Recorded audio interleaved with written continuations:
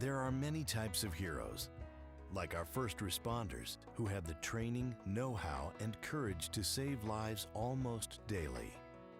And there are silent heroes, our friends, neighbors, co-workers, and unassuming people you see every day who have saved countless lives. They are the blood donors. Blood donors supply the Blood Bank of Alaska with an average of 2,500 units of blood per month. The blood bank in turn processes and delivers blood and blood products to hospitals and medical clinics throughout Alaska, 22 including the military. Starting in 1962 with 12 employees, the Blood Bank of Alaska has grown with the ever-increasing demand for blood, and now employs over 100 nurses, lab technicians, donor recruiters, mobile collection teams, and administrative personnel. Keeping pace is becoming increasingly difficult. Looking to the future, the challenge grows greater. In the next decade, the population of the Anchorage-Mat-Su region alone will increase to nearly 500,000 people.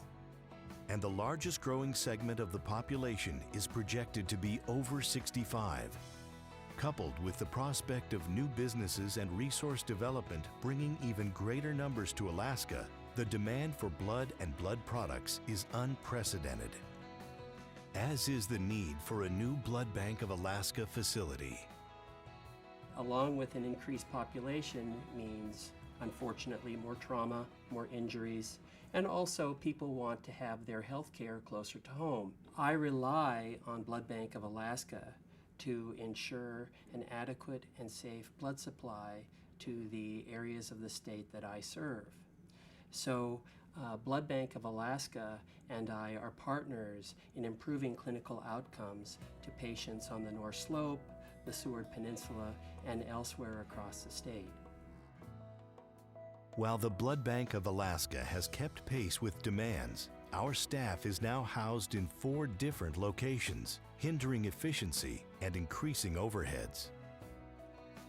The new Blood Bank of Alaska will provide more space to accommodate both whole blood and specialized blood donations. Expanded laboratories will provide the space required for new blood processing procedures and equipment, allowing individuals with certain medical conditions to remain in Alaska, close to their families. And more blood and blood products will be available here in Alaska when they are needed. Last December, I needed back surgery, and I bled more in the operating room than they thought I would, and so I needed a couple bags of blood. In recovery, I didn't recover as fast as they thought I would, and so I needed a few more bags of blood, and I think in all I needed 5 bags of blood probably before I got out of the hospital. My awareness of the value of blood donating came when I was serving with the U.S. Army in the Republic of Vietnam. In 1968, I sustained a head injury in a motor pool accident and lost a little blood. And by the time they carted me off to the 3rd Field Hospital, I needed blood. I needed just 1 pint, but I got it when I needed it. I began giving blood as a regular donor, and I'm in my 27th gallon lifetime giving right now. My father-in-law, Mayor George Sullivan, was in the hospital, and there was a time when he needed blood transfusions, and of course it was there because the blood bank had whatever was needed. I was really grateful to my donors.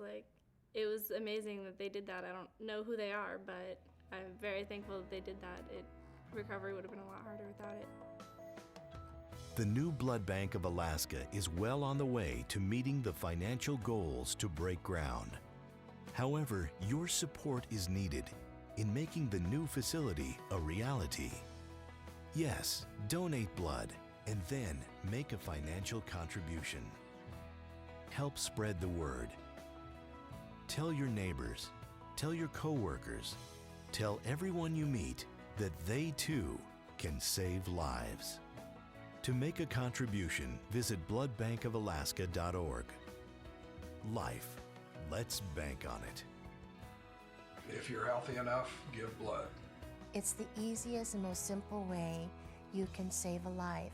As soon as I turn 16, I'm definitely donating blood.